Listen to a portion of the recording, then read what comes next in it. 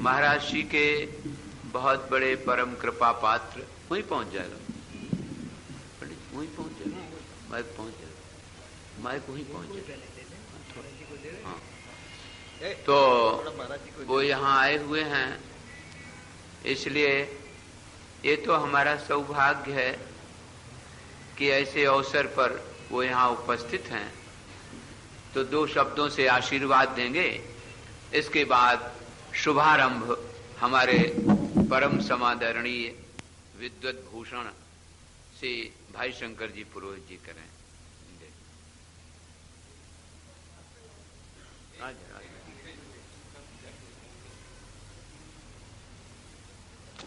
बड़ा सौभाग्य का दिन है, क्योंकि हमारे स्वामी श्री आचार्य भगवतानंद सरस्वती जी महाराज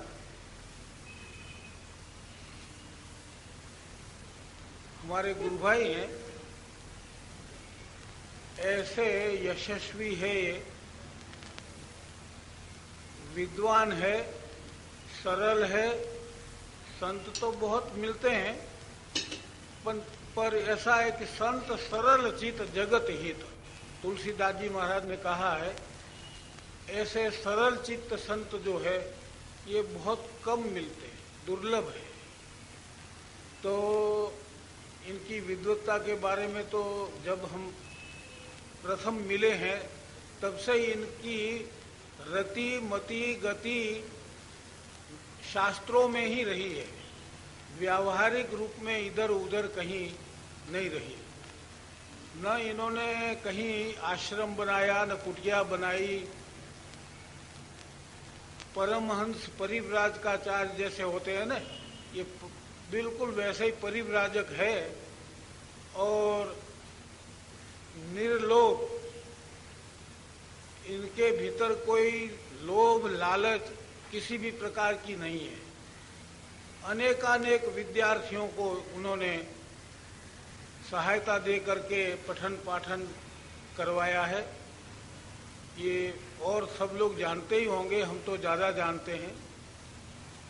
और श्रीमद् भागवत के बारे में हम एक बात उनसे कहेंगे कि वो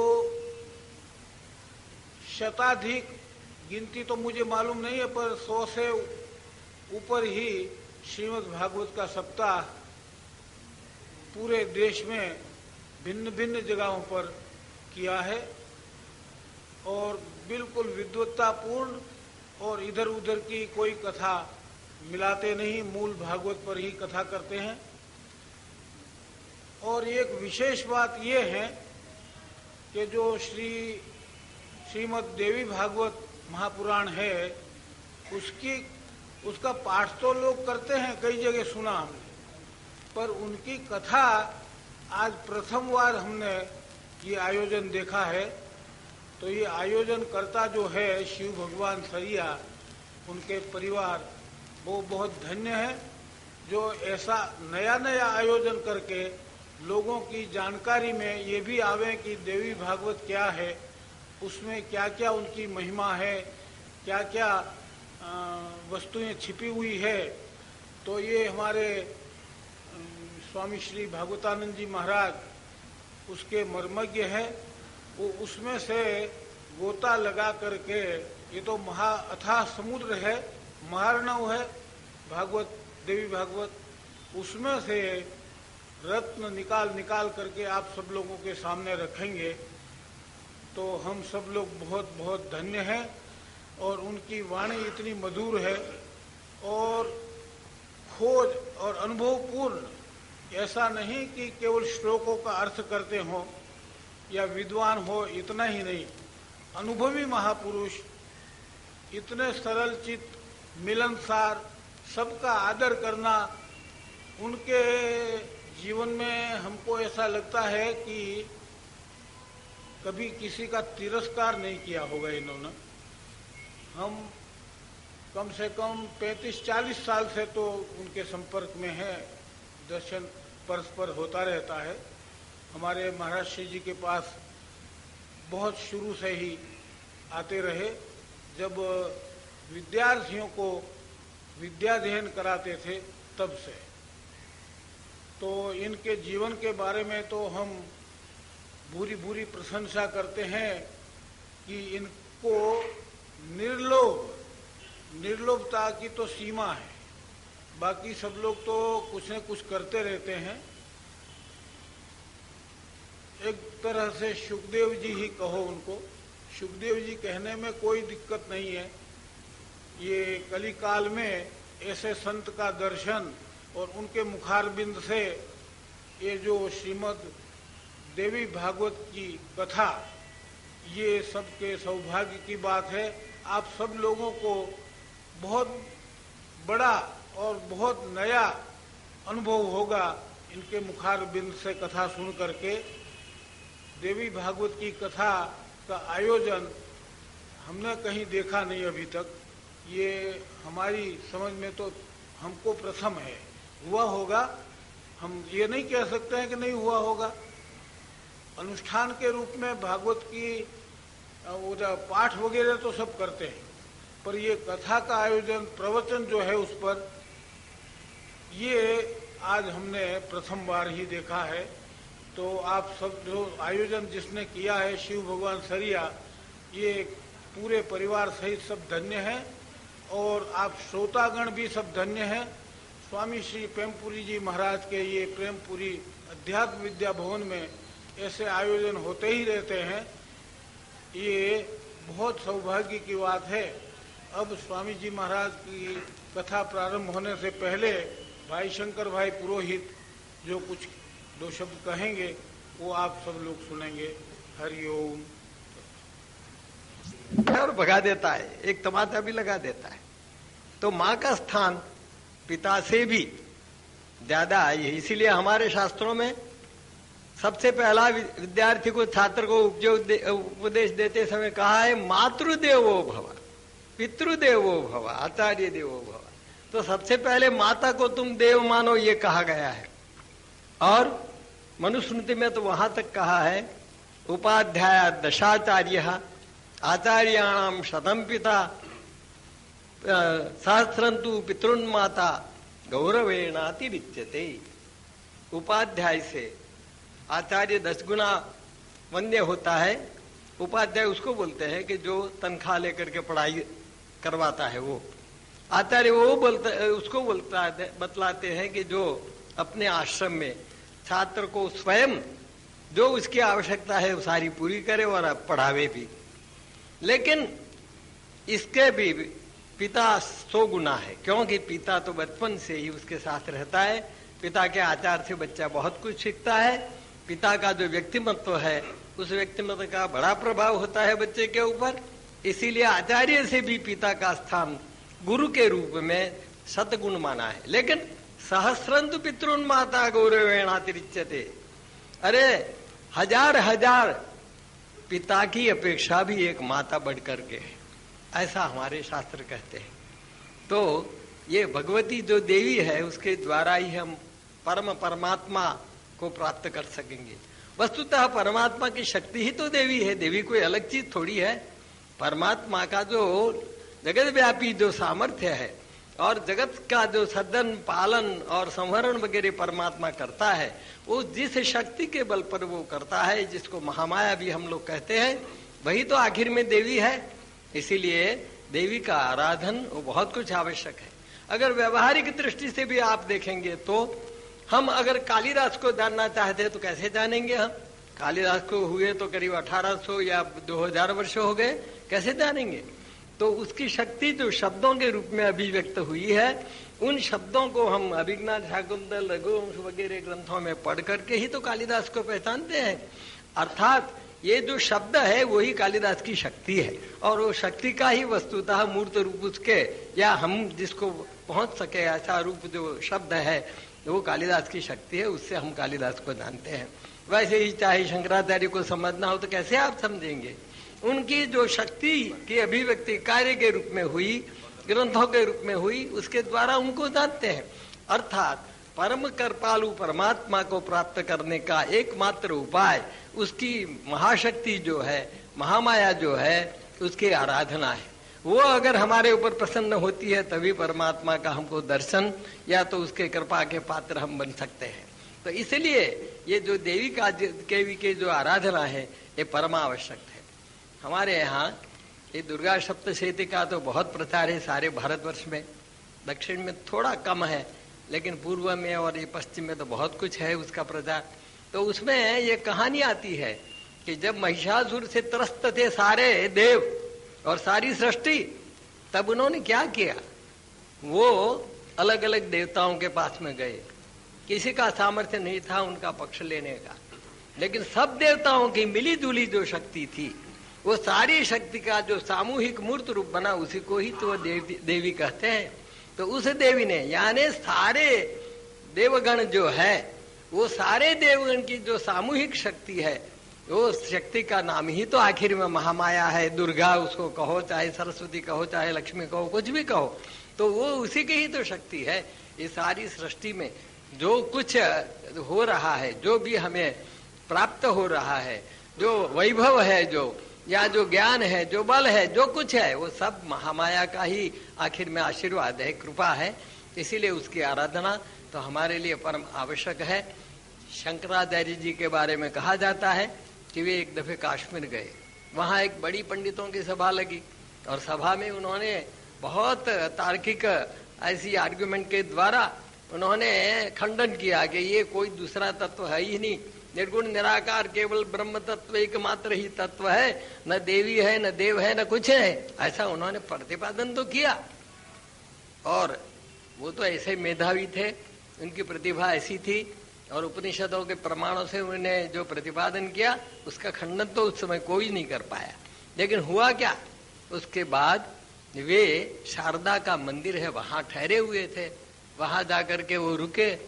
फिर उनको एकदम बुखार आया, एक दिन बुखार आया, दूसरे दिन बुखार आया। अब वो तो अकेले थे, कभी कभी कोई लोग उनको मिलने आते थे, फिर चले जाते थे।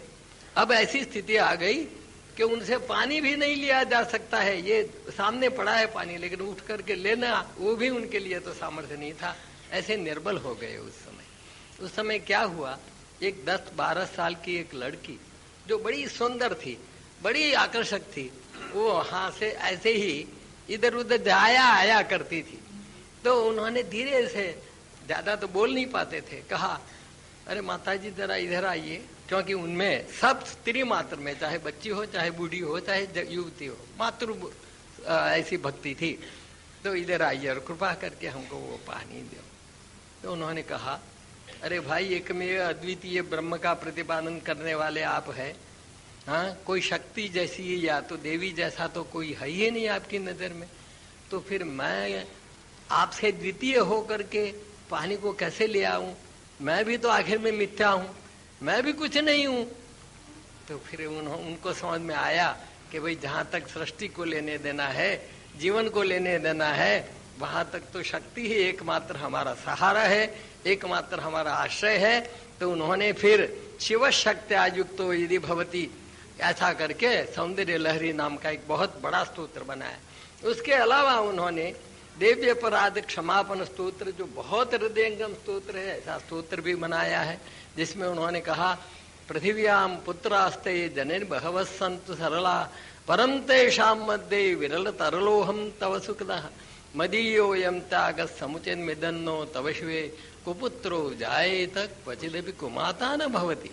धरती में बहुत से आपके पुत्र हैं, बड़े समर्थ हैं, और मैं तो बिल्कुल निकम्मा हूं, मेरे में कोई सामर्थ्य नहीं है, लेकिन फिर भी आपका बेटा हूं, इसलिए मुझे आप ठुकरा नहीं सकती। माँ कुपुत्रो जायेत क्वचिदपि कुमाता न भवति। कभी पुत्र कुपुत्र हो सकता है, माता कभी कुमाता नहीं होती है। तो ये जो परम तत्व है, इस तत्व का आराधन करने के लिए ही ये देवी भागवत ये का सारा ग्रंथ का जो हम अध्ययन करते हैं, उसकी कथा वगैरह का श्रवण करते हैं। सद्भाग्य से हमको ऐसे अद्वितीय वक्ता, जिनकी वाणी भी इतनी स्पष्ट है, कई लोगों में विद्वत्ता तो बहुत होती है, लेकिन ठीक ठीक अभिव्यक्ति के लिए शब्द नहीं मिलते, उनको वाणी नहीं होती है ऐसी, लेकिन ये तो सब तरह से परिपूर्ण है। तो ऐसे महात्मा आपको हमको मिले हैं, ये हम सबका सद्भाग्य है। उनके चरणों में तो वंदन करता हूँ और आशा करता हूँ कि ये यजमान तो है ही है, लेकिन हम सब बंबई नहीं, भारतवासियों का भी आपके द्वारा जगदम्बा की कृपा प्राप्त करके कल्याण हो। बस इसी प्रार्थना के साथ मैं केवल यही आशा करता हूँ। सर्वे त्रिसुखिनः सन्तु, सर्वे सन्तु निरामया, सर्वे भद्राणि पश्यन्तु, माँ कश्चित् दुःख भाग् भवेत्। बोलो श्री अम्बे मात की जय।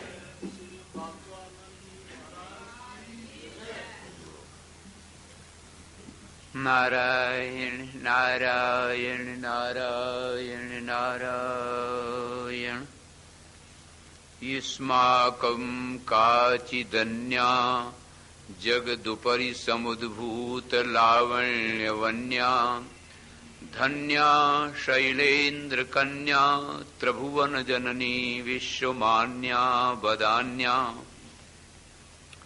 निःशङ्कं शङ्कराङ्के तडिदिवलसिता प्रोल्लसन्ति हसन्ति, रक्षा दक्षा विपक्षा बलविलयकरी शङ्करी शङ्करोतु, शङ्करी शङ्करोतु।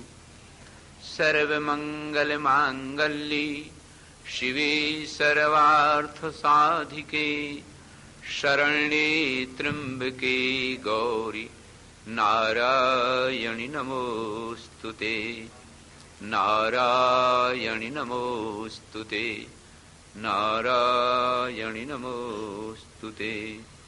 सद्गुरुं सद्गुणाधारं ध्यानगम्यं निरञ्जनम् अखण्डानन्दपादं वै भूयो भूयो नमाम्यहम्। श्रीमन्नारायण नारायण नारायण श्रीमन्नारायण।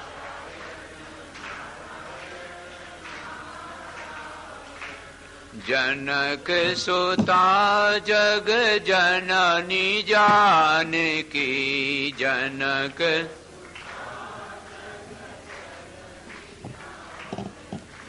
अतिशय प्रिय करुणा निधान की, अति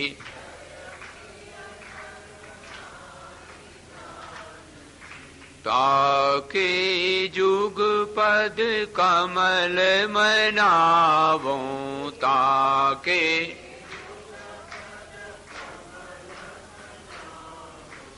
जासु कृपा निर्मल मति पावो, जा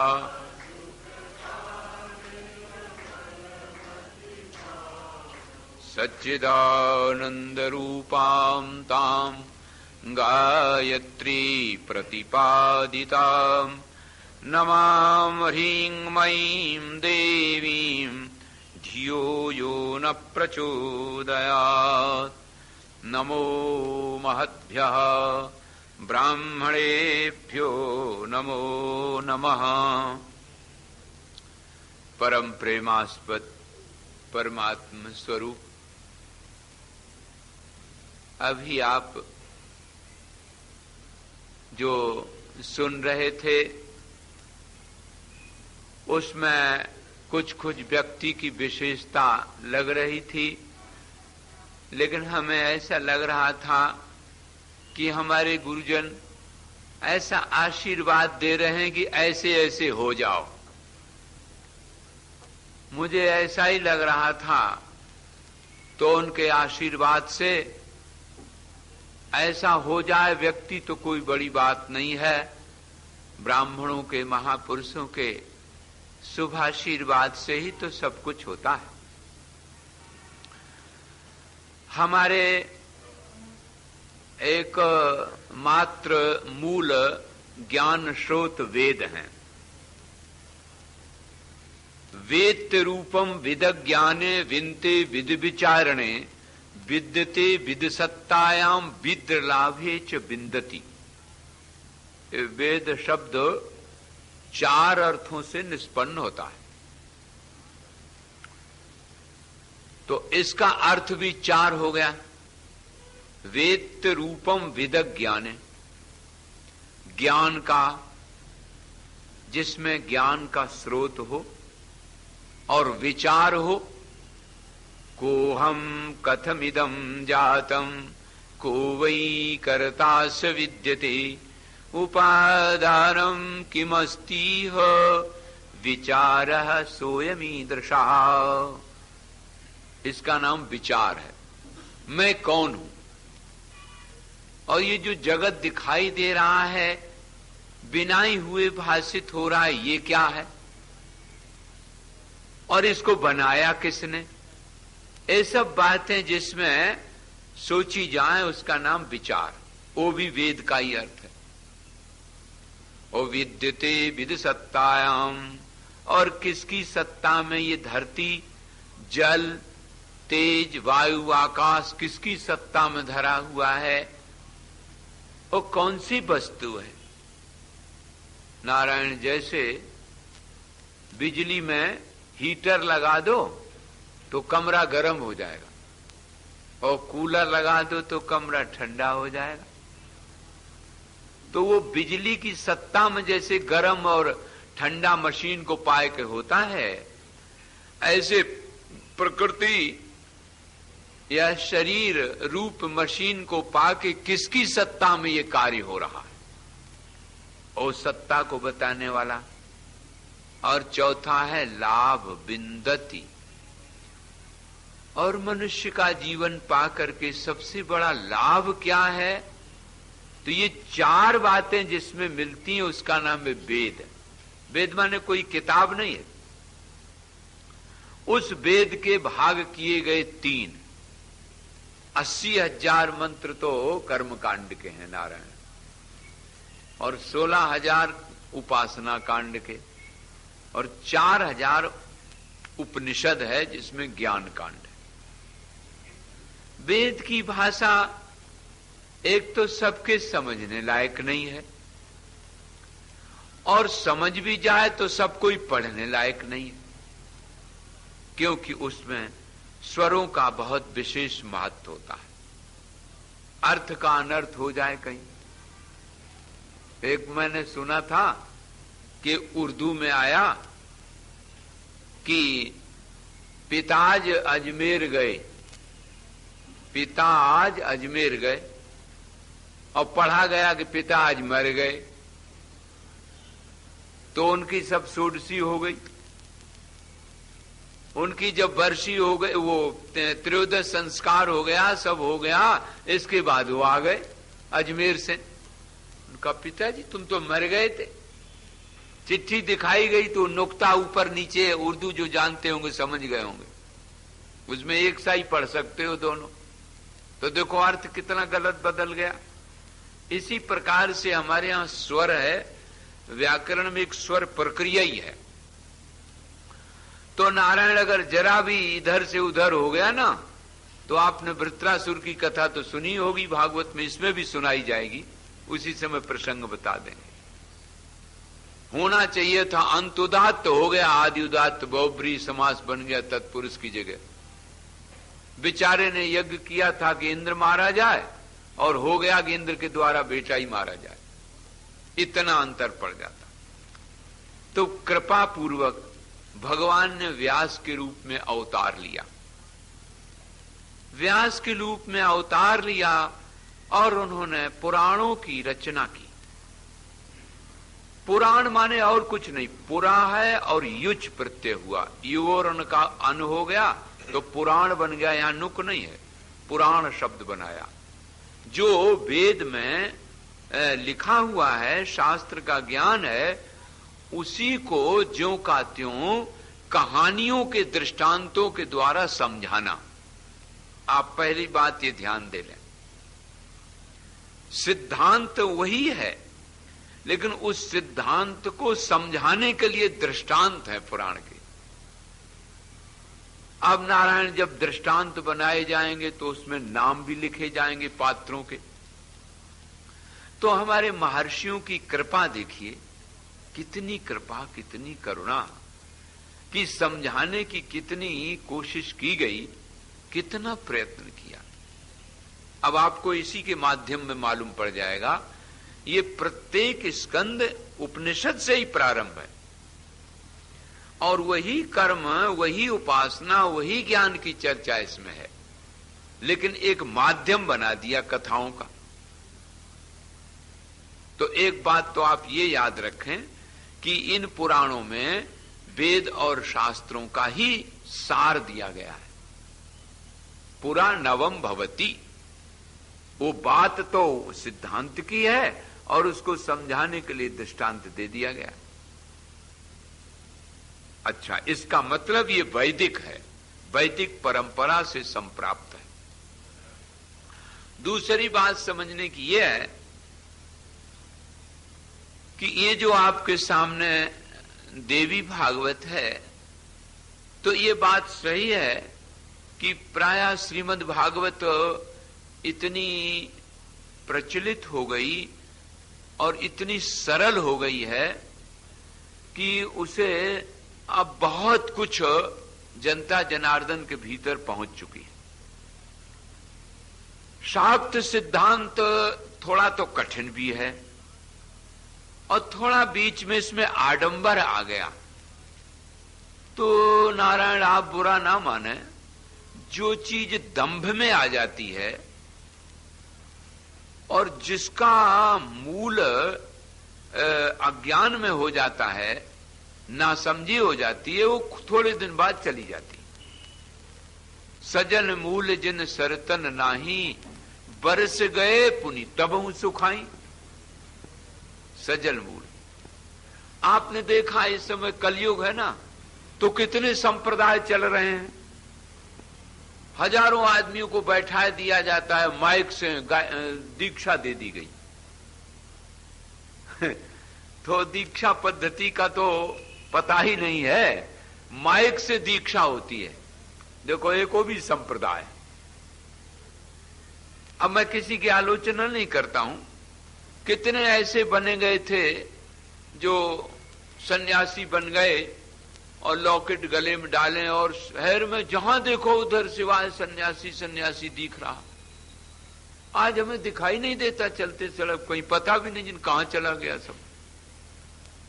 तो ये कलयुग में कल्पई पंथ अनेक की धारा के कारण जो सजल मूल जिन सरतन नाही, ये उदाहरण बड़ा बढ़िया है तुलसीदास जी का। स्रोत नहीं पकड़ा, इसलिए हमारा जो निगम और आगम दो विभाग हैं, आगम शास्त्र सीमित हो गया। और वो ऐसे कुछ सीमित हो गया, मुझे बताने में भी संकोच नहीं है। कई बार हमारे दतिया पीठ पर लोग गए और 10-5 दिन रहे होंगे और फिर आकर के बड़ा भारी बोर्ड लगा लिया कि मैं दतिया तंत्र पीठ से दीक्षित होकर के तंत्र मंत्र यंत्र का विशेष मर्मज्ञ, और बड़ी सी बड़ी संख्या में आप लोग आकर के और लाभ उठावें। और इधर उधर ठगई होने लगी, समाज को परेशान करने लगे। तो एक बात आप लोग भी याद रखें कि जो शक्ति, संपत्ति, सामर्थ्य किसी तप के द्वारा, किसी आशीर्वाद के द्वारा और किसी गुरुदेव के द्वारा प्राप्त होता है, जब उस शक्ति, संपत्ति, सामर्थ्य का दुरुपयोग होने लगता है तो जो कि त्यों वापस हो जाती। हमारे दतिया वाले महाराज जी का एक बहुत ठोस सिद्धांत था। इतने बड़े तंत्र पीठ के वो आचार्य, जहां पूज्यपाद धर्म सम्राट स्वामी करपात्री जी महाराज गए, और आज युग में आप लोगों ने स्वामी स्वरूपानंद जी महाराज का भी नाम सुना होगा, वो भी वहीं गए और उनसे बहुत कुछ प्राप्त किया। अब उनकी विद्या का आप अंदाज लगा सकते हैं। लेकिन उन्होंने जब कभी कोई कहता भी था गोपनीय, इतना गोपनीय विभाग, तो कहते थे कि व्यक्ति सामर्थ्य पाकर के दुरुपयोग कर देता। मैंने भी देखा और श्रीमद् भागवत में ये बात आई है कि जब महाराज परीक्षित को शाप दे दिया तो अपने बालक से क्षुब्ध हुए महाराज समीक ऋषि। उन्होंने कहा ये भूल मेरी हुई, ऐसे अयोग्य पात्र को इतनी बड़ी सामर्थ्य नहीं देना चाहिए। राजा तो विष्णु का अंश होता है, अगर इसे सामर्थ्य इतनी ना मिली होती तो ये आज इतना गलत काम तो न कर जाता। तो इसलिए धीरे धीरे उस शक्ति को और सामर्थ्य का दुरुपयोग और छोटी मोटी बात जान ली थोड़ी बहुत और समाज को परेशान करना, और इतने ही से तंत्र सीमित हो गया। तंत्र तो अद्वैत सिद्धांत है नारायण, आप सुनेंगे, ये तो तंत्र ग्रंथ है, गायत्री की व्याख्या है। जो पुराण के लक्षण है वो पूरे घटते हैं। तो आप लोग एक बात ये ध्यान रखें, पहली बात मैंने बताई, वेद की परंपरा को चलाने के लिए ही पुराण बनाए गए, और पुराणों में ये जो शक्ति है ये क्या है, तो शक्ति ही शक्तिमान और शक्तिमान ही शक्ति अभिन्न रूप है। जैसे अग्नि में दाहिका शक्ति होती है, अगर उसमें गर्माहट निकल जाए तो उसका नाम कोई अग्नि न कह करके राख कहेगा। अभी अभी हमारे आचार्य प्रवर भाई शंकर पुरोहित जी ने बड़े अच्छे अच्छे संकेत किए। ये तो विद्वानों का एक स्वरूप ही होता है। उन्होंने कहा शिवा शक्त्या युक्तो, शिवः शक्त्या युक्तः यदि भवति शक्त प्रभवितुम। इसका अर्थ क्या हुआ, शिवा में जो ई है ना, शिवा बोलेंगे ना, तो शिवा में ई है, तो हमारे शाक्त सिद्धांत में ई अक्षर शक्ति के लिए आता है। तो अगर शिव में ई हटा लो तो क्या रह जाएगा नारायण, शव। इतना ही सारा काफी। तो शव को शिव बनाने वाली तो शक्ति है ना। आपने देखा भी होगा भगवान शंकर लेटे हुए हैं और उनकी छाती पर शक्ति विराजमान है। कैसा सुंदर संकेत। माने वो परम तत्व, परम शिव स्वरूप से शक्ति निकल रही, उससे प्रकट हो रही है। तो जैसे गायक में जो गाने की शक्ति है वो गायक से अलग थोड़ी होती है, ऐसे शक्ति और शक्तिमान दो नहीं है, एक ही बात है। शक्तिमान का वर्णन कर दिया तो श्रीमद् भागवत, शक्ति का वर्णन कर दिया श्रीमद् देवी भागवत। दोनों में 18,000 मंत्र हैं, दोनों में 12 स्कंद हैं, दोनों की कथाएं हैं, दोनों में जो लक्षण घटना चाहिए दोनों में है। क्योंकि हमको दोनों पर बोलने का, वाणी पवित्र करने का अवसर मिलता रहता है, इसलिए दोनों एक ही चीज है। कई लोग कहते हैं कि नहीं ये उपपुराण है, श्रीमद् भागवत पुराण है। देवी वाले कह देते कि नहीं ये महापुराण है, वो उपपुराण है। ऐसा भी नहीं है, दोनों है, दोनों का एक स्वरूप है। अब देखिए तीसरी बात एक और, इसमें प्रारंभ में एक मंगलाचरण है, और वो मंगलाचरण आप आश्चर्य करेंगे, मिलान करें तो सबके साथ एक ही आ जाता। सृष्टो या सर्ग रूपा जगदवन विधौ पालनीया च रौद्री संहारे चास्या जगदिदमखिलम क्रीडनं या पराख्या। इसका मंगलाचरण है। पश्यन्ति मध्यमाख्या तदनु भगवती वैखरी वर्ण रूपा सास्मदवाचम प्रसन्ना विधि हरि गिरिशाराधितालंकरोतु। इसका मंगलाचरण है। और श्रीमद् भागवत का मंगलाचरण जन्माद्यस्य तोन्वयादितरतश्चार्थे सुविज्ञ स्वराट तेने ब्रह्म हृदयादि कवये मुह्यन्ति यत्सूरयः तेजो वारि मृदां यथा विनिमयो यत्र त्रिसर्गो मृषा धाम्ना स्वेन सदा निरस्तकुहकं सत्यं परं धीमहि सत्यं परं धीमहि सच्चिदानन्दरूपां तां गायत्री प्रतिपादितां नमाम ह्रीं मयीं देवीं धियो यो न प्रचोदयात्। पुराण क्या है? मुरे गायत्रीं समधिकृत्य वर्णते धर्म विस्तरा वृत्तासुरवधोपेतं तद भागवतमिष्यते। भागवत का लक्षण बनाया गया कि भाई जिसमें गायत्री की व्याख्या हो, तो ये तो आपको मानना ही पड़ेगा कि गायत्री की व्याख्या तो इसी में। धियो यो न प्रचोदया, देखो शब्द ही आ गया, ज्यों का त्यों मूल ही आ गया। और वृत्रासुर वध वर्णन और धर्म का विस्तार से वर्णन।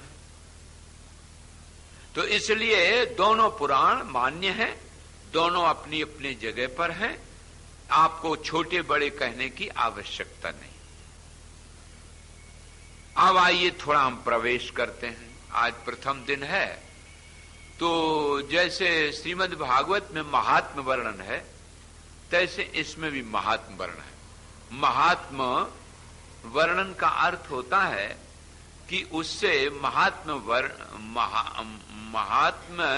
निश्चय पूर्वम, पहले महात्म का निश्चय हो जाता है ना, तो बुद्धि में श्रद्धा आ जाती है। श्रत सत्यम नाम तद दधाति इति श्रद्धा। सत्य वस्तु जिसके द्वारा प्राप्त होती है उसका नाम होता है श्रद्धा।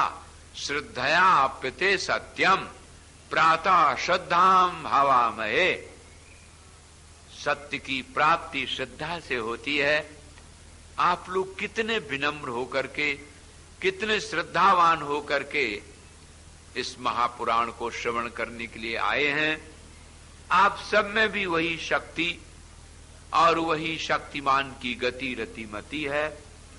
हम आप सब के भीतर उस बैठे शक्तिमान को पहले नमस्कार करते हैं।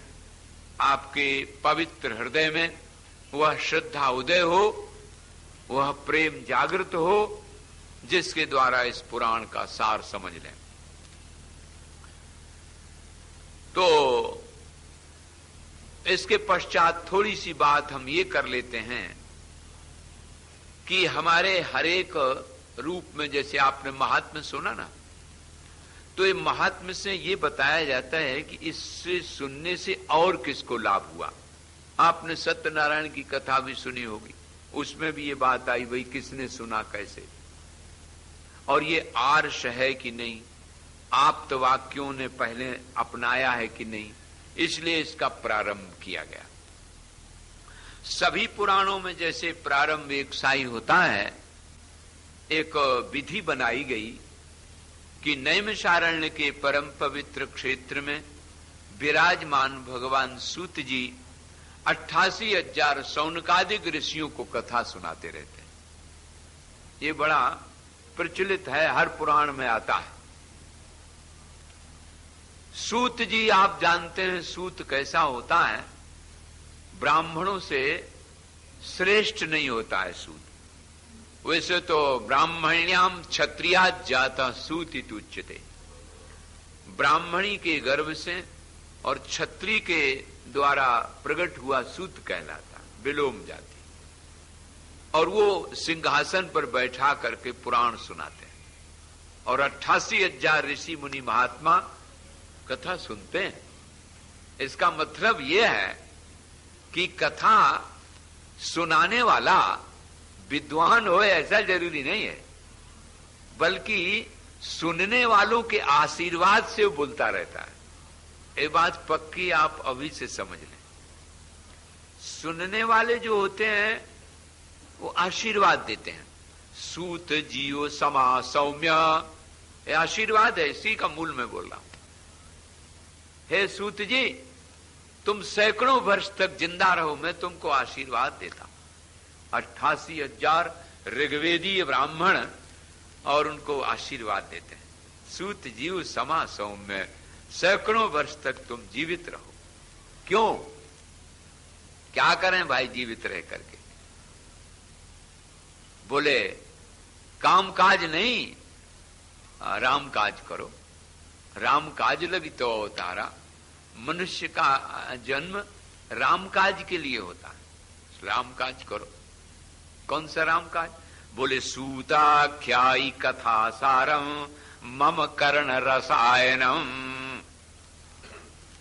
क्योंकि कथा सारम, कथा शब्द कई प्रकार से बनता है हमारे संस्कृत में, जैसे यथा, तथा। हमारे एक सज्जन आज कह रहे थे, भले उनकी भाषा विनोद में हो, बोले इनकी कथा में तो आधी संस्कृत रहती है, तो आप लोग संस्कृत से उबे नहीं, संस्कृत में से शब्दों में से कैसा अर्थ निकलता है, इससे आपको आनंद ही मिलेगा। और भाई कथा में विद्वान भी तो रहते हैं, उनको भी तो खुराक चाहिए। तो देखो यथा तथा जैसे बनता ना, यथा माने जैसे, तथा माने तैसे, तैसे कथा माने कैसे, ऐसे यथा तथा कथा कैसे। और ऋग्वेद में इसका कई बार प्रयोग है कथम अर्थ में। कथम निर्गुणोपि परमात्मा सगुण सन कथम चलती कथम हसती कथम रोदिति। निर्गुण निर्विकार निर्विशेष ब्रह्म सच्चिदानंद कैसे चलता है, कैसे बोलता है, कैसे हंसता है, देखो ये जिसमें आता है उसका नाम कथा। अब आपने अभी देखो सुना कि ऋग्वेदीय ब्राह्मणों ने कहा कि वो जो परम तत्व है वो सगुण होकर के हंसने चलने बोलने लगता है और हमारे बीच में सुखी दुखी होने लगता है। भगवान श्री राम प्रकट हुए तो कौशल्या अम्मा ने कहा कि रो, तब हम मानेंगे कि तुम हमारे बेटा भई। तो रो दिया बेचारे, लो वो ब्रह्म रोने लगा। ब्रह्म रोदन का अर्थ क्या हुआ कि भाई तुम लोग जैसे हैं हंसते रोते हो ना, ऐसे हम भी तुम्हारे दुख में दुखी सुख में सुखी हैं। यदि ये पराशक्ति जो शक्तिमान में गुप्त रूप से रहती है, श्री मधुर्जित मेवा आपने सुना, यदि यदि विभूति मत सत्वम श्री मधुर्जित मेवा, वो यदि करुणा पूरित नयना सदार्थ चित्ता चित्ते कृपा समर निष्ठुरता च दृष्टा ना बने, सामने ना आवे, तो हमारे कौन काम की। कुपुत्रो जायते क्वचिदपि कुमाता न भवति, वो हम पढ़ लें लेकिन जब माता के रूप में हमारे सामने प्रकट होती है तो हम उसके दया को, उसकी करुणा को आमने सामने देखते हैं। इसलिए परमात्मा सच श्रेयान भवति जायमाना, ये श्रुति वाक्य है, अवतार लेता है। जैसे पराशक्ति अभी आपने सुना, पराशक्ति अवतार लेती है, धरती में धारण करने की शक्ति, जल में सबको तृप्त करने की शक्ति, और सूर्य में सबको प्रकाश शक्ति, वायु में सबको प्राण धारने की शक्ति, यही तो शक्ति है ना। यही शक्ति अवतरित होकर के मेरी मां बन जाती है, अवतार ले लेती है। अवतार माने होता है आवति, रक्षति, भक्तान, त्रिप्लवन अर्थ से घयंत प्रयोग हो गया, तारयति पतितांश्च अवश्च तारश्च इति अवतारा। हमारे बीच में उतर आते हैं। जैसे कोई कुआं में व्यक्ति गिर जाए और गिरे हुए को निकालने के लिए दूसरा व्यक्ति जाता है गोताखोर, तो निकाल लाता है। तो कुआं में तो दोनों गए, लेकिन एक ब्रह्मभूल से गिरे हुए को निकालने के लिए गया और एक अपने ब्रह्मभूल से गिरा था। तो भवकूप में पड़े हुए जीवों को उबारने के लिए, निकालने के लिए लीलामय प्रभु शक्तिमान रूप में, कभी शक्ति के रूप में आ जाते हैं। इसलिए कोई भेद नहीं होता। अच्छा, अब लो जगत की बात थोड़ी ले लो। जगत में न तो परमात्मा में कोई पुल्लिंग है, न स्त्रीलिंग है, न नपुंसकलिंग है। देखो जगत बनाने वाला, देव्या यया ततमिदम, यहां स्त्रीलिंग आ गया, यया ततमिदम, तोया ततमिदम सर्वम। भगवान कहते मया ततम इदम सर्वम। देखो ततम इदम सर्वम, इस सारा का सारा जगत मेरे द्वारा है। तो मया पुल्लिंग भगवान के लिए हो गया, तोया कह रहे हैं अर्जुन, और देव्या या स्त्रीलिंग हो गया। इसका मतलब है कि उस परमात्मा शक्ति में ये नहीं है, आप लोग जो गजेंद्र स्तोत्र पढ़ते होंगे वो अच्छी तरह से जानते हैं, न देवा न मर्त्य तिर्यग, न पुमान, न स्त्री, न खंडः, न वो पुरुष है, न स्त्री है, न नपुंसक है। तो वो परम शक्ति है, परमात्मा रूप है। उस परमात्मा का इस प्रकार से कथा रूप में वर्णन करने के लिए आप से हम प्रार्थना करते हैं। तो बोले कथा तो लंबी है, तो बोले कथा सारम, सार तो सुना सकते हो ना, निचोड़। जैसे कोई आपका कपड़ा भींजा होता है ना, और भींगा हुआ कपड़ा ऐसे निचोड़ देते हो ना, तो वो जल नीचे गिर जाता है। ऐसे संपूर्ण शास्त्रों को निचोड़ के आप हमें थोड़े में समझा दो, जो परम कल्याण की बात हो। ये बात पूछी गई, तो इस बात पे पूछने पर उन्होंने कहा कि इसके लिए तो बहुत सरल और बहुत जल्दी प्रकट होने वाली और बहुत कृपा मूर्ति, ये तो अभी आप जानते हैं, सबको अनुभव है कि ममता, माता का हृदय मांस का नहीं ममता का होता है। माता के आगे बेटा कैसा भी हो उसके लिए तो प्यार ही रहता है। यत्रास्ति भोगा नहीं तत्र मोक्षः, यत्रास्ति मोक्षा नहीं तत्र भोगा। लेकिन श्री सुंदरी साधन तत्पराणाम भोगश्च मोक्षश्च करस्थले ही। माँ की छत्र छाया में भोग और मोक्ष दोनों तुरंत के तुरंत मिल जाते हैं। तो ये और किसी ने भी सुना। पहली कथा तो श्रीमद् भागवत की है। आप सब लोग जानते हैं कि एक बार श्री कृष्ण भगवान को नारायण चोरी लग गई। स्यमंतक मणि की कथा आपने सबने सुनी है। सूर्य भगवान की उपासना की थी सत्राजित से, तो एक मणि मिली, 8 भार सोना रोज देवे, 8 भार रोज सोना, और जहां रहे वहां कभी दुर्भिक्ष न पड़े। तो मणि लेके आया एक दिन द्वारकाधीश दरबार में। तो लोगों ने कहा कि ऐसा धन तो सार्वजनिक रूप में खर्च होना चाहिए भाई, एक व्यक्तिगत इतना धन भोगे, ये तो समाज के हित की बात नहीं है। ये बात राज दरबार में सोची गई। उसने बोला कुछ नहीं, चुप चला गया और कुछ उस पर ध्यान नहीं दिया। दूसरे दिन उसका भाई प्रसेन उसको गले में डाल के ले गया वन में, एक सिंह ने मार दिया, और सिंह को मार दिया जामवंत ने, और वो मणि दे दी अपनी बेटी जामवती को। अब वो चर्चा धीरे धीरे चली, तो नारायण भगवान कृष्ण ने अपने कुछ साथियों को साथ लेकर के खोजते हुए उसी जगह गए। श्री कृष्ण को कलंक लग गया, क्योंकि लोगों के मन में आई कि हाँ कल ये बात चली थी, उन्हीं ने मरवाए के ले लिया होगा, समाज है ये तो अब भगवान तो वहां चले गए। कुछ साथी थे, उनसे कहा कि हम तो इस गुफा में जा रहे हैं, यही चिन्ह मिल रहे हैं, मालूम पड़ता सिंह ने मारा है, देखते हैं इसमें, तुम लोग 15 दिन रहना, बाद में लौट जाना। अब ये लोग 15 दिन तक देखते रहे। लौट के जब आए तो कोई सत्राजित को कोसे, कोई कुछ करे, बड़ा दुख। वसुदेव जी महाराज बड़े दुखी।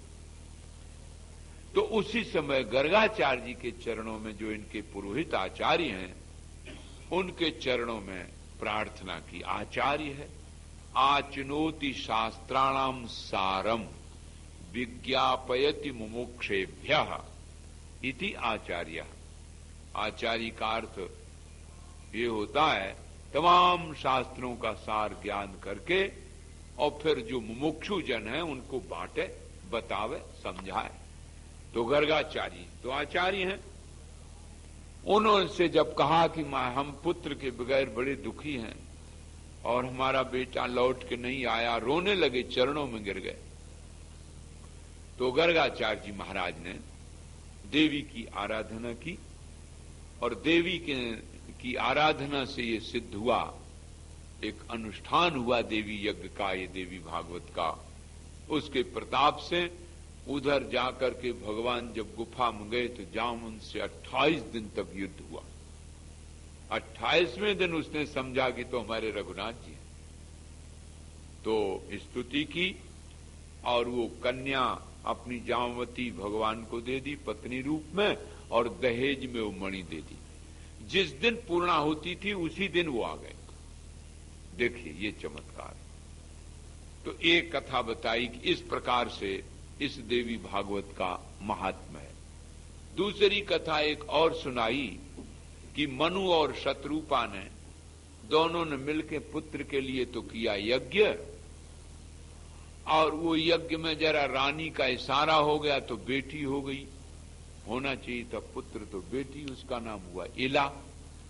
वशिष्ठ जी से कहा गुरुदेव ये कैसे हो गया, हमने तो पुत्र चाहा था, ये पुत्री हो गई।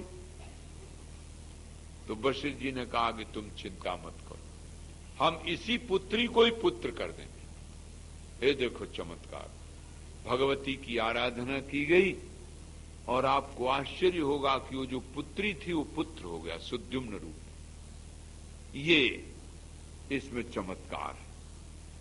तंत्र शास्त्र के ज्ञाता हमारे वशिष्ठ जी और परशुराम जी, ये दो विशेष माने गए। तीसरी कथा एक और आई बड़ी आश्चर्य भरी। उसमें यह है कि एक ऋतवाक मुनि थे, तो उनके एक बेटा हुआ, वो बड़ा मूर्ख हुआ, क्योंकि नक्षत्रों में अंत में रेवती नक्षत्र होता है, और रेवती नक्षत्र का जो अंतिम पाद है, अंतिम चरण, अगर उसमें बालक होता है तो गंडांत कहलाता है, अर्थात संपूर्ण नक्षत्रों के अंत में हुआ हो ना, तो मंद बुद्धि नास्तिका, ये उसका लक्षण है। तो बहुत घोर नास्तिक हुआ। तो आप लोग माता पिता यहां बैठे ये जानते हैं कि पुत्र होए तो सुपुत्र होए, और नहीं तो कुपुत्र से क्या लाभ होता। वो जैसे ही थोड़ा सामर्थ्यवान हुआ तैसे ही वो अत्याचार करने लगा, किसी को मार दे, किसी को गला दबा दे, अत्याचार, व्यभिचारी भी, घोर नास्तिक। नास्तिको वेद निंद कहा। देख करके बड़े दुखी हुए और बहुत ही रोष में आए और मन में विचार किया अब क्या करें, ऐसे कुपुत्र से क्या लाभ। बड़े दुखी थे। ऐसी दुखी अवस्था में उन्हें महाराज लोमस ऋषि ने कहा कि चिंता मत करो, तुम्हारा बालक असल में गंडांत हुआ है, इसलिए मूर्ख, रेवती नक्षत्र के कारण। इतना रोष आया महात्मा को, तो त्रिकालज्ञ महात्मा,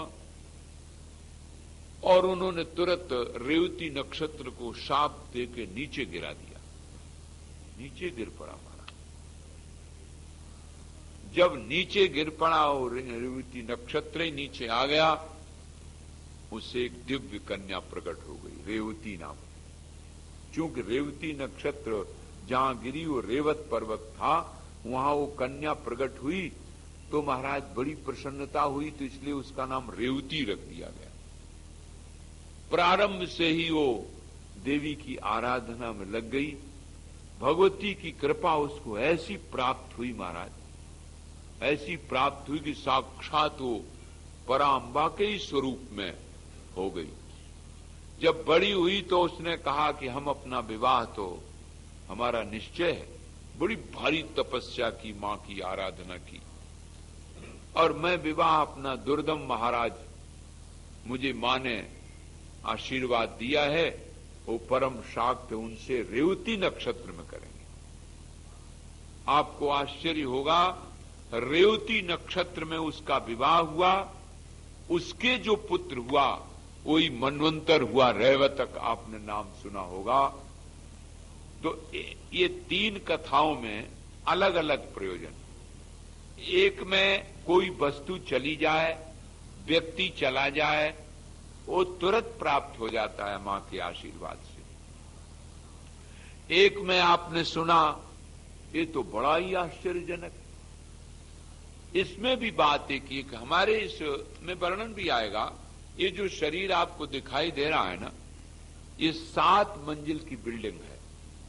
मूलाधार, स्वाधिष्ठान, मणिपुर, अनाहत, विशुद्ध, आज्ञाचक्र, सहस्त्रार, ये 7 मंजिल की बिल्डिंग है। तो इसमें इन चक्रों का ऐसा हिसाब है कि पुरुष का कई चक्र पुरुष में स्त्री के और स्त्री में पुरुष प्रधान है। तो ये ऐसा होता है, समय आने पर पुत्र से पुत्री और पुत्री से पुत्र हो सकता है, कम अवस्था में, शिशु अवस्था में।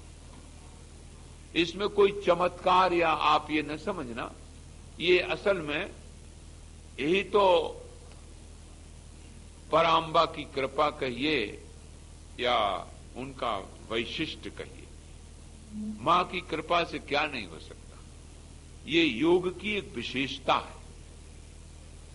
हमें एक सज्जन कहने लगे एक दिन कि वो चीन में कहीं ऑपरेशन हो जाता है तो बेटियां सब बेटे बन गए हैं, वहां कोई बेटी ही नहीं रही।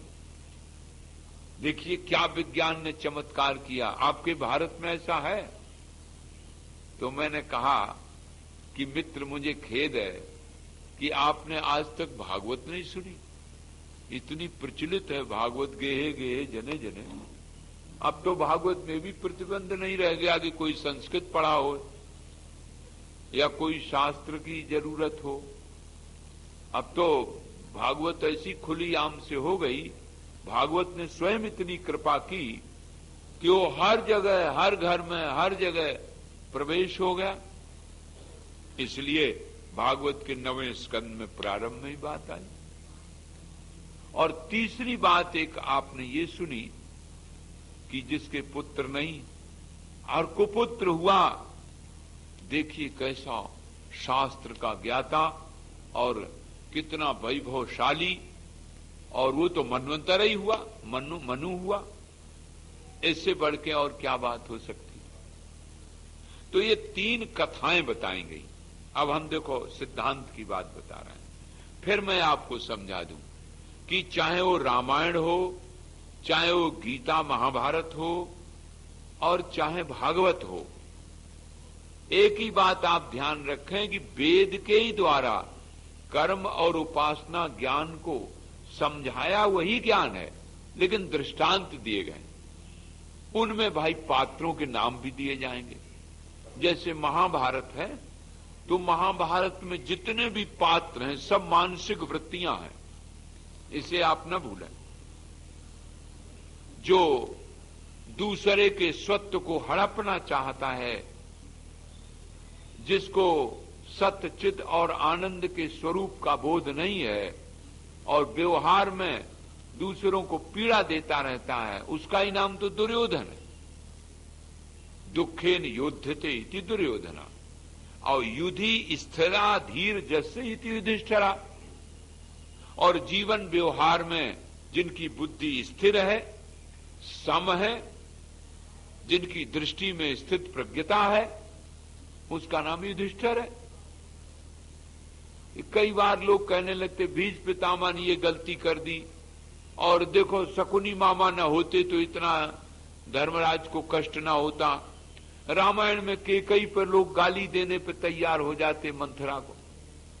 मेरा आपसे अनुरोध है कि पुराणों में जो पात्र आए हैं वो आपकी आलोचना के लिए नहीं है, वो तो नाम रखे गए हैं पात्र, वो तो आपको अपने जीवन में घटाने के लिए हैं। आप अपने जीवन में उतारो कि मेरे समाज में केकई और मंथरा का रूप भी है, कौशल्या और सुमित्रा का रूप, उर्मिला का भी रूप है, सीता का भी रूप है, महाराज दशरथ का भी रूप है। भाई भाई और पिता आप जो हैं वो अपने को बना के और फिर पात्र घटावें। ऐसे भागवत में कहा कि राम राम राम राम, देखो तो कंस ने बेटा 6 मार डाले, कंस ने बेटा 6 मार डाले, वो तो एक नाम रखा गया है पात्र का। लेकिन जरा ये विचार करिए, कहीं तुम भी तो ऐसी देह बुद्धि नहीं रख रहे हो? कंस माने देह बुद्धि। एक ने सुनी अपनी मृत्यु तो हजारों लोगों को मृत्यु से बचाने के लिए, मृत्यु के भय से बचाने के लिए श्रीमद् भागवत पुराण रचवा दिया। ये परीक्षित की कृपा देखिए, उदारता। उसने सुना कि मृत्यु आएगी 7वें दिन, तो राजपाट छोड़ करके, और क्या महाराज अद्भुत लीला की, कितना बड़ा समाज का उपकार किया, ये तो आप सब जानते। और वही मृत्यु का समाचार कंस ने सुना तो सैकड़ों को मौत के घाट उतार दिया। तो ये न कहो कि अरे राम राम वो कैसा कंस था जिसने 6 बेटा मार दिए। तुरंत ये मिलान करो कि ये तो पात्र है। क्या समाज में आज इसी प्रकार से हम अपनी देह बुद्धि में हम सुरक्षित रहें, हमारे सुरक्षित रहें, हमारी सुरक्षित रहें और बाकी चे सब मर जाएं, ये अगर धारणा है तो कंसेई वृत्ति तो है। इसी प्रकार से देवी भागवत में भी आपको पात्र मिलेंगे। वे पात्र सब मानसिक वृत्तियां हैं, उनको सावधानी से सुने और कर्मकांड की और उपासना की और ज्ञान की समन्वित पद्धति देखें। एक में कर्म का उदाहरण दिया गया।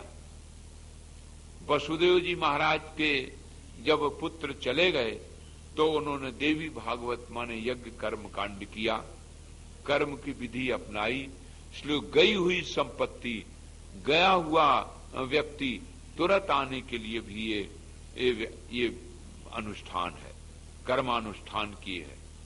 दूसरे में उपासना शक्ति बताई। उपासना में इतना बल है कि पुत्री से पुत्र बन गया। कितना बड़ा महत्व है उपासना का, ये बात बहुत साधारण नहीं है। उपासना की पद्धति, कई लोग कहने लगते हैं अब तो ये भाई कलयुग है, कलयुग में तो मंत्र और बड़े जल्दी सिद्ध होते हैं। लेकिन कोई बंदूक की भरी गोली को हाथ से फेंक के मारना चाहे तो लगेगी नहीं और पहुंचेगी भी नहीं। और वही बंदूक की गोली बंदूक में भर के जब आप मारेंगे ना तो लक्ष्य भेद भी होगा और पहुंचेगी भी।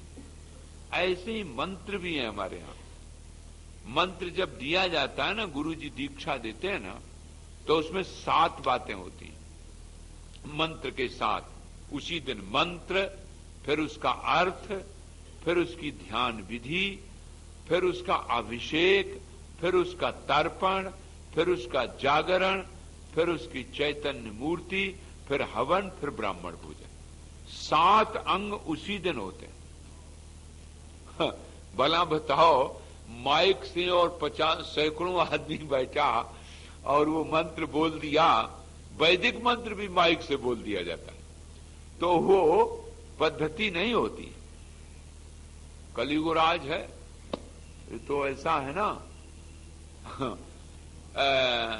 कृष्ण राज में माखन मिश्री, कली राज में कृष्ण राज में माखन मिश्री, राम राज में घी, और कली राज में तातो पानी और फूंक फूंक के पी। तो इसलिए ये प्रारंभ में ही कपटी लेने वालों के जीवन में सप्तांग का प्रवेश नहीं हो पाता। इसके लिए बड़ी तपस्या और बड़ी आराधना और बड़ी विधियां हैं। उस विधि के द्वारा उपासना का कितना बड़ा महत्व है कि पुत्री से पुत्र बन गया। और तीसरे में आपने ज्ञान की विशेषता सुनी। ऋतवाक महात्मा है और रेवती नक्षत्र को उन्होंने जब नीचे गिरा दिया तो शास्त्र का एक कितना बड़ा एक उदाहरण दिया गया कि देखो वो कितना बड़ा शास्त्र का ज्ञाता प्रकट हुआ। वो बेटा, उन्हें पुत्र की प्राप्ति की अभिलाषा थी और पुत्र मिला तो कैसा मिला। इतना बड़ा शास्त्र का ज्ञाता मनु स्वयं बन गया। ये है इसकी। अब आगे दी इसकी पद्धति। तो ये जो कथा प्रारंभ हुई है वो उसी श्रीमद् भागवत के ही रूप में है।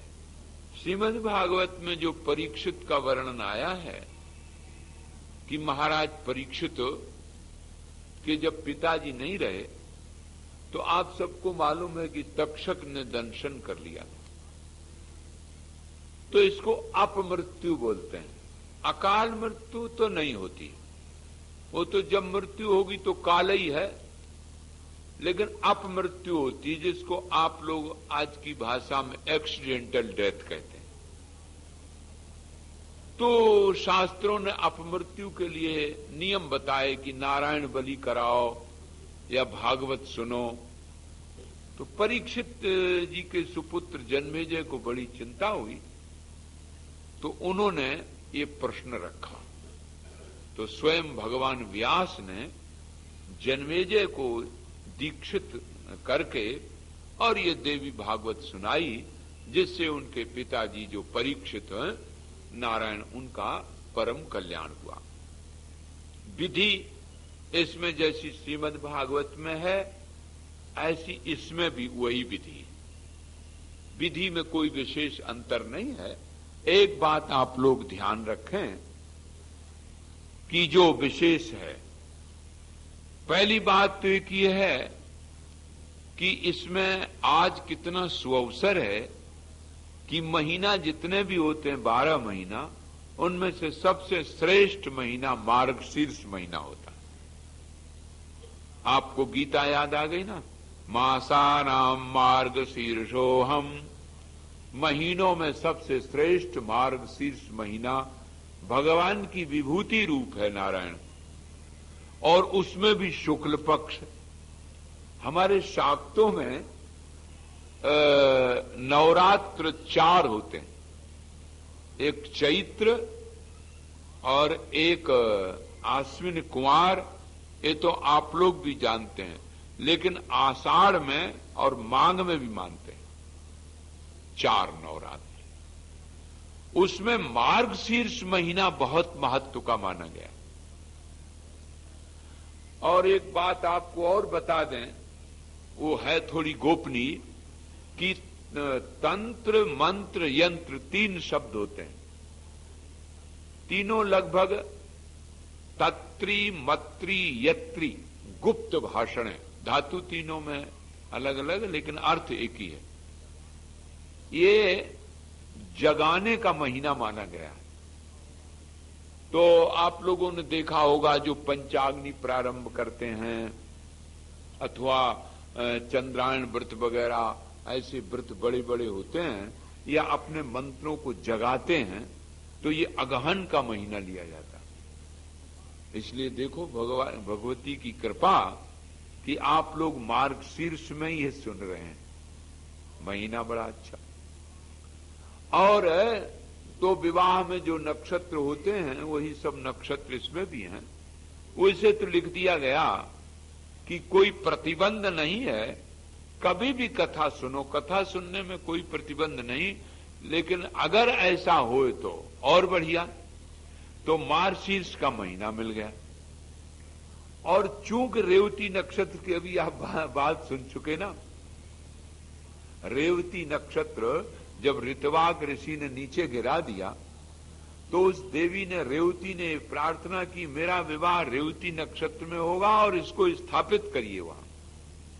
तो रेवती नक्षत्र को स्थापित किया और ये कहा कि रेवती नक्षत्र से प्रारंभ देवी की आराधना जो होगी वो तुरंत सद्या फलगामनी होगी। तो शतभिक नक्षत्र आज प्रारंभ हुआ और रेवती नक्षत्र आने वाला। तो ये एक बहुत अच्छा योग मिल गया इस समय का। शतभिखा नक्षत्र तो बहुत श्रेष्ठ है और उसमें भी और रेवती नक्षत्रों में श्रेष्ठ। ये क्रम है इसका, तो मुहूर्त विचारना चाहिए। फिर ये बात बताई गई कि जितना हो सके अधिक से अधिक लोगों को लाभ देना चाहिए। श्रोता को, यजमान को चाहिए कि वो शाक्त हो। तो तीसरी बात ये भी बहुत बढ़िया बन गई कि हमारे जो शिव भगवान जी है ना, वो हमारे गुरु भाई हैं। क्योंकि हम प्रारंभ में जहां रहे पीताम्बरा पीठ के पूज्य स्वामी जी महाराज के चरणों में, तो वहीं से भी दीक्षित हैं। तो परम शाक्त, और शाक्त होने में भी कुछ ऐसे जो आडंबर, जैसे मैंने पहले वर्णन किया था, आगम में चले गए और उनका नारायण आहार विहार व्यवहार विचार बदल गया, उसकी पद्धति बदल गई।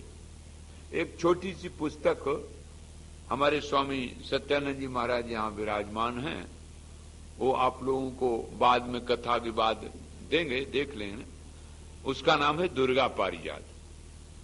तो उसमें विशेष रूप से जो लोग ये कहते थे कि दुर्गा सप्तशती अथवा ये केवल तंत्र ग्रंथ है, इसका प्रस्थानत्रयी से मूल नहीं है, उसको सिद्ध किया गया। और वो जो आगम के पंचमकार, मत्स्य मांस वगैरह, उनका बिल्कुल निराकरण किया गया शास्त्र के उदाहरण दे देके कि देखो ये लोग बिल्कुल झूठ प्रपंच करते हैं।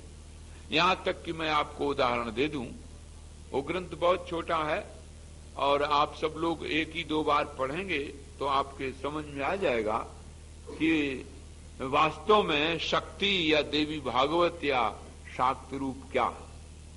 मध्य मांस मैथुन मुद्रा की ये जो प्रथा चलाई, ये वस्तुता नहीं है। इसलिए मैंने जानबूझ के बता दी कि हमारे शिव भगवान जी उस प्रकार से इसमें नहीं है।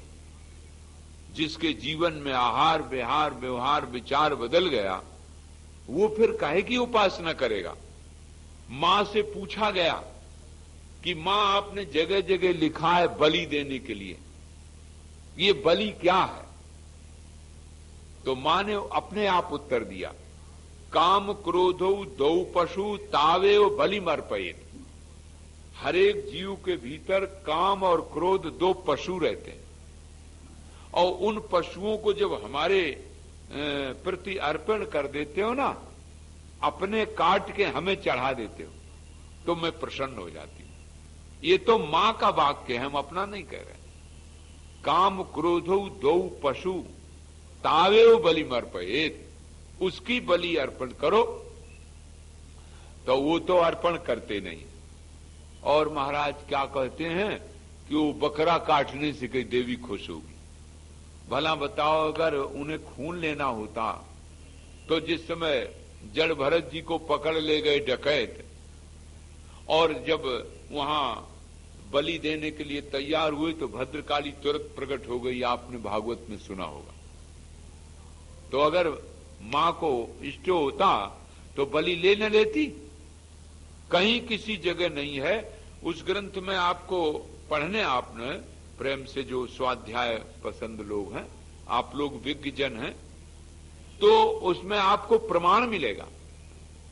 अर्थात ना बलि की कहीं चर्चा है और न कहीं आहार विहार की गलत चर्चा है। यहां तक कि लोग कहते हैं कि देवी वो उसमें आधा दुर्गा में कि मधु पी, वो मदिरा पी, ऐसा कहीं प्रयोग नहीं है। इसलिए हमने इसलिए भी निवेदन किया कि आप लोगों को ये बात भी ध्यान में आ जाए कि शाक्त सिद्धांत किसी भी प्रकार से दूर करने लायक नहीं है। वो लोगों ने जिन्होंने इस प्रकार का आडंबर कर लिया, वो कर लिया तो सिद्धांत थोड़ी गलत हो जाता। इसलिए बड़ा नियम से, बड़े संयम से, शास्त्रोचित अधिक से अधिक लोगों में प्रचार प्रसार करना चाहिए, जिससे ज्यादा से ज्यादा लोग लाभान्वित हों, और उनका बहुत आदर करना चाहिए। और मैं तो क्या बताऊं, मुझे तो बचपन से ऐसा ही अनुभव होता है कि जब कोई सुनने के लिए सामने बैठता है तो मुझे ऐसा कभी नहीं लगता कि ये कोई दूसरे आके सुनने लगे। स एस एक एव भगवान, वो एक ही भगवान है। एस दृष्टा, श्रोता, वक्ता, घ्राता, रसयिता, सर्वयो ही सर्व एव सा। ये देखो श्रुति कहती है, वही एक में बैठ के बोलने लगता है, अनेक में बैठ के सुनने लगता है। बोलने वाले और सुनने वाले दो थोड़ी है, वो तो एक ही है। वक्ता और श्रोता दोनों में बैठने वाला एक ही। कानों से सुन रहा है, मुंह से बोल रहा, हम लोग उसी के कृतज्ञ होते हैं। तो ये जो शाक्त सिद्धांत है, ये बिल्कुल प्रस्थानत्रयी और वैदिक प्रक्रिया के अनुसार है। इसमें किसी प्रकार का कोई आडंबर शास्त्रोचित नहीं है, ये आप ध्यान दें। इसके पश्चात थोड़ी सी बात वक्ता श्रोता की भी सुन लो। एक तो भाई श्रोताओं को चाहिए कि ऐसा नियम बना लें, ठीक ठीक समय पर बैठें और ठीक समय पर उठें। उसमें पद्धति ये है कि जैसे हमारे बड़े सुप्रसिद्ध यज्ञाचार्य, पुराणाचार्य श्री पंडित राजा राम जी शास्त्री वृंदावन से आए हैं, जो सर्वप्रथम इधर विराजे हैं, व्यास हैं, तो ये देवी भागवत का मूल पाठ कर रहे हैं। एक मूल पाठ होना चाहिए, क्योंकि प्रवचन में सभी श्लोक तो नहीं कहे जा सकते। फिर दूसरा पाठ, इसमें दुर्गा सप्तशती का महत्व है। दुर्गा सप्तशती संपुटित हो रही है, उसका पाठ रोज होगा। और प्रातः, आज तो चूंकि मंगला सवेरे वो होता रहा पूजन, और ये शाक्त सिद्धांत के अनुसार पूजन थोड़ा विस्तृत होता है, इसलिए आप लोगों ने चक्रों का भी दर्शन करें परिक्रमा के समय में, आपको श्रीमद् भागवत से इसमें कुछ भिन्न मिलेंगे। जैसे श्री चक्र है, और भी कई हैं जिनकी पूजन का अलग अलग कई बार होता है। जैसे रुद्राभिषेक में आपने देखा चमक नमक वगैरह से होता है ना, ऐसे इसमें भी क्रम है। इसलिए लगभग 1 बज गया सवेरे, तो अभी वो दुर्गा पाठ हो रहा है। सौंदर्य लहरी भी इसी के अनुसार है। तो वो पंडित जी प्रातः रोज संपुटित दुर्गा का पाठ और सायं के समय में पाठ करेंगे सौंदर्य लहरी। बहुत सुंदर दिव्य ग्रंथ है। और तीसरे पंडित जी जो गणेश जी का अथर्वशीर्ष है, उसका पाठ और जप गणेश मंत्र। और चौथे पंडित जी नवारण मंत्र, जो देवी का प्रसिद्ध मंत्र है, उसका जप करेंगे। तो इस प्रकार की पद्धति इसमें जो लिखी है, मैंने आपको हिंदी में सुना दी। वो देखो पद्धति से कर रहे हैं। इसमें विधान भी लिखा है, बिल्कुल जैसे इसमें लिखा उसी के अनुसार सांगोपांग देवी की प्रतिष्ठा और पूजन पद्धति की गई। आप दोनों तरफ देख ही रहे हैं। इसको वर्णन करने में समय आपका क्यों लें। फिर आप कहेंगे कि श्रोता की तो बात सब कह दी और वक्ता की तो कही नहीं। हाँ, आप लोग प्रतीक्षा में ही होंगे। तो श्रोता में एक बात और है भाई, कि ऐसा तो नहीं है, आप लोग परिवार वालों से विशेष रूप से कह दें कि 9 दिन हम केवल लौंग खोंट के ही रहें और फिर बीमार पड़ जाएं। भोजन लें, एक समय अन्न लें, एक समय फलाहार लें और स्वास्थ्य के अनुकूल लें, क्योंकि वैष्णव भोजन जो आप एक बार करेंगे उसमें कोई दोष नहीं है।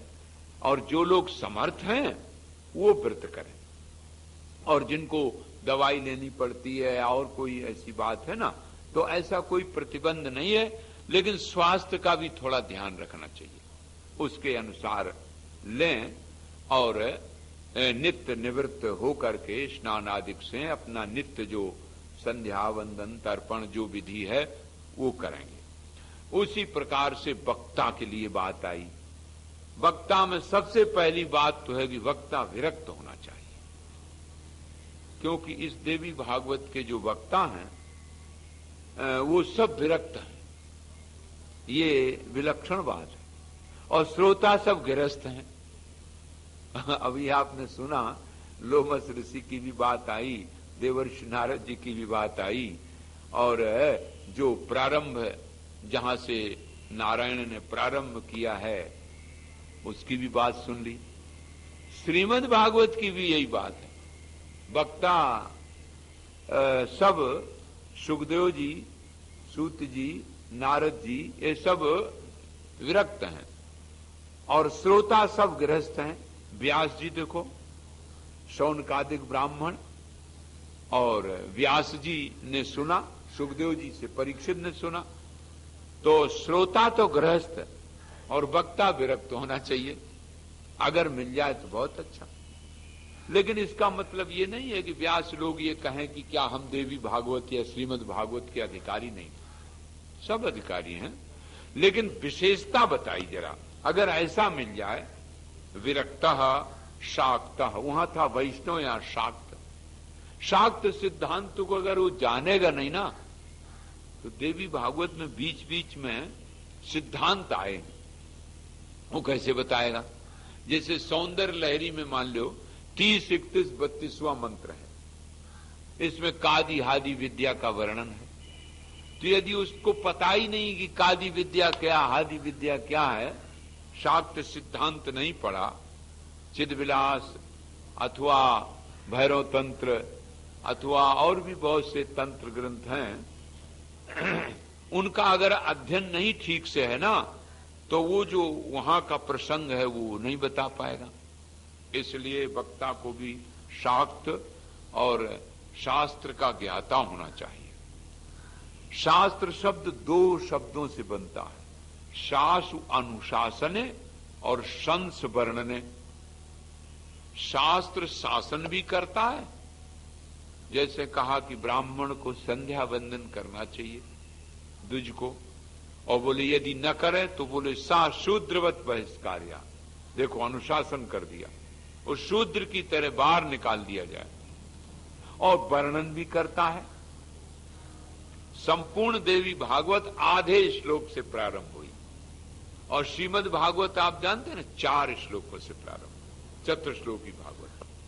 उसमें भी यद्यपि अहमेवा समेवाग्रे नान्यत सत सत परम पश्चाद अहम यदि तच्च यो विशिष्य सोस्म्यहम, इसी एक मंत्र में 5 भाग हैं। यही श्रीमद् भागवत है पूरी, लेकिन देवी भागवत तो आधे ही श्लोक से प्रारंभ है। सर्वम खलो इदमेवाहम नान्यदस्ति सनातनम, बस इतना आधा श्लोक है। इसी से संपूर्ण श्रीमद् देवी भागवत ये आ गई। इसलिए ऐसा वक्ता, ऐसा श्रोता होए और वक्ता का विधिवत पूजन करके, और कहा एतत् कथा प्रकाशेन मदज्ञानम विनाशय। हे नारायण द्विजवर विप्रवर, आपके चरणों में प्रार्थना है कि इस दिव्य देवी भागवत के रहस्य को बताए के मेरा अज्ञान निवृत्त करो। जो हम मोह के जाल में पड़े हुए हैं, सो मेरा अज्ञान निवृत्त हो जाए। और जो श्रीमद् देवी भागवत आधे श्लोक से प्रारंभ हुई है, उसका सार हम भी समझ जाएं। कितना सुंदर स्वरूप वेद का है। आप देखिए 18,000 मंत्रों में वर्णन क्या किया गया? सर्वम खलुमिदमेवाहम नान्यदस्ति, बस केवल अहम एव आसम। वो जो चतुर्श्लोकी भागवत में ना, वही जो कहते हैं सर्वम अहम एव, अर्थात आत्म तत्व। अहम आत्मा ही को बोलते हैं। न हन्यते इति अहम, न हीयते इति अहम, ओहाक त्यागे। और नारायण न हम आकाशादि बीजम अपि अहम न अस्मि। और अहम आ से लेकर के हा तक जितने भी अक्षर है ना, आदरंतेन संहिता लगा दीजिए, तो आ से लेकर के हा तक, क्योंकि अयोण रिलिक आ शुरू हुआ और हल तक गया, जितने भी अक्षर हैं सब वर्णों में एक अहम आत्म तत्व ही सब में है। वो आत्म तत्व ही सब कुछ है, सब है, अन्यत न किंचिद अस्ति, और कुछ नहीं है। सर्वम खलु इदम ब्रह्मा नेह नास्ति किंचन। तो देखो इस श्रुति को ज्यों का त्यों देवी भागवत में उतारा गया। तो इस तरह से नारायण आज के प्रसंग में मैंने थोड़ी तो आपको ये भूमिका बताई। अब रोज रोज कौन सा स्कंद किस उपनिषद से प्रारंभ हुआ है और किस प्रकार से इसकी वैदिक प्रक्रिया है, ये आप सुनते रहेंगे। कथाओं के माध्यम से, दृष्टांतों के माध्यम से उस दिव्य वेद्य प्रतिपाद्य परम तत्व का निरूपण किया गया है। इसलिए मैंने आपको बताया वेद्य क्या है, सर्वम खलुमिदमेवाहा, ये तो इसमें वेद्य है, जानने लायक है। अच्छा, जैसे बताया जाता है वस्तु विषय प्रयोजन अधिकारी, तो ये प्रयोजन इसका है कि तापत्रयोन्मूलन, श्रीमद् भागवत में भी इसमें भी तीनों प्रकार के दैहिक दैविक भौतिक त्रितापों का ध्वंसन, और जो मन में इच्छा करके बैठे वो पूरी हो, ये हुआ इसका प्रयोजन। और नारायण अपने स्वरूप को, आत्मा को परमात्मा के रूप में पहचान जावे, ये प्रयोजन। विषय है इसका धर्म, कि कर्म और उपासना और ज्ञान की पद्धति के द्वारा, कहानी और दृष्टांतों के द्वारा हम ये बता दें इसको कि वास्तव में हमारे जीवन में यह काम करना चाहिए, यह नहीं करना चाहिए। रामवत प्रवर्तव्यम न रावणादिवत, हमें ऐसा आचरण करना चाहिए, ऐसा नहीं। कंस की तरह नहीं आचरण करना चाहिए, कृष्ण की तरह करना चाहिए। ऐसे यहां ये बताया कि जिन लोगों ने शक्ति की आराधना की उनको किस प्रकार से शक्ति और सामर्थ्य मिली, और जिन लोगों ने प्राप्त शक्ति सामर्थ्य का दुरुपयोग किया उनको वह शक्ति किस प्रकार से दूर हो गई। तो ये बात इसमें सिद्धांतों से मिलेगी। आज यहीं विश्राम होगा। आप लोग देखते हैं संत महापुरुषों का दर्शन, विद्वान ब्राह्मणों का दर्शन, उन सब का अभिनंदन। जो यहाँ महात्मा या ब्राह्मण विद्वान बैठे हैं उन्हें, और जो धरती के किसी ब्रह्मांड के कोने में है, सब ब्राह्मण विद्वान संत वहीं से आशीर्वाद वितरण कर रहे हैं। ये न समझो कि गंगोत्री में कोई बैठा हुआ महात्मा, हमें क्या लेना देना, उसके परमाणु यहां तक आते हैं। इसलिए हम धरती के किसी कोने पर विद्वान ब्राह्मण महात्मा साधु सत्संगी भगवत भक्त जहां कहीं कोई बैठे हैं, उपस्थित अनुपस्थित, सबको हम प्रणत होकर के नमस्कार करते हैं। अब आप आरती करेंगे। एक छोटी सी पहले प्रार्थना दोहरा दें। आरती में जो यजमान है हमारे, वही दोनों जने केवल खड़े होंगे और बाकी आप लोग सब बैठे रहें। तब तक एक छोटी सी प्रार्थना दोहरा दें। प्रार्थना मातु से मेरी यही है सब लोग बोला करो भाई, आप लोग तो चुप बैठे रहे। प्रार्थना मातु से मेरी यही है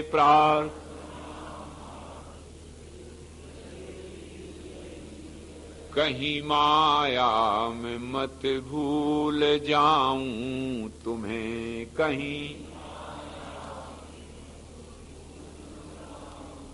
निज भाग्य से चाहे जहां भी रहूं, निज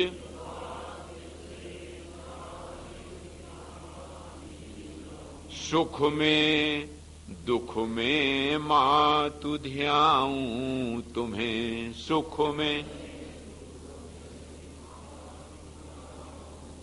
अवलंब न होवे और मेरा अवलंबन,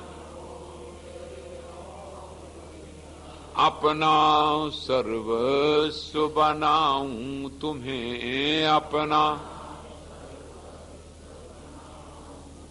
मुझ में वह बोध की दृष्टि खुले, मुझ में जहां देखूं वहां मातु पाऊं तुम्हें, जहां देख। बोलो दुर्गा मैया की जय। कथा के आरंभ में भगवान का रोज कीर्तन होना चाहिए। भागवत में लिखा है तो ये देवी भागवत, और लिखा है होना चाहिए विष्णु कीर्तन, कृष्ण कीर्तन। देखो कितना सुंदर समन्वय। तो आप लोग जरा पहले आ जाएं और पहले कीर्तन किया करें, और यही इसकी विशेष महिमा है। अधिक से अधिक इतने दिन समझ लो, क्योंकि संख्या ही 9 की होती है, सबसे बड़ी संख्या 9 ही है, इसलिए 9 दिन ये समझ लो कि मैंने इसी के लिए दे दिए हैं। बहुत आराम तलबी और बहुत सुविधा की उपासना न करके इतने दिन देवी की उपासना कर लो। हाँ भाई, जय